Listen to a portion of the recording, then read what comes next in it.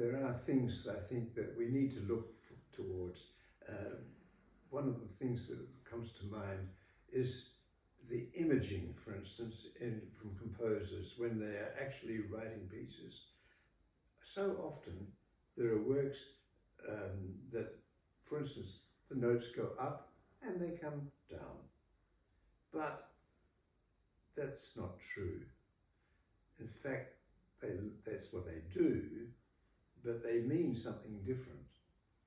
And I often have said something which may be confusing to some people, that going up is not the same as coming down. I think it's pretty obvious.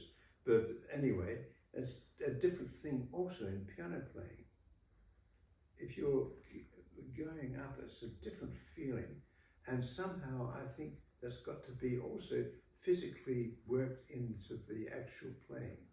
And that is also something I've often said, for instance, when playing some pieces that have got a descending passage, play it as if you're seeing leaves just falling from a tree.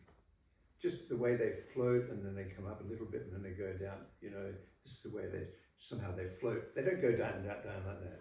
They do this. And I think that's a little bit also which is often in music. And I like very much, there's a statement once from Sandor Wegg, a wonderful violinist. I love the way the quartet often plays the Beethoven quartets. And it's interesting, he was mentioning how the image behind the music is so important to get that image. And it's not only in the classical music, it's also definitely in the contemporary music necessary. It gives much, much more colour than we can even imagine.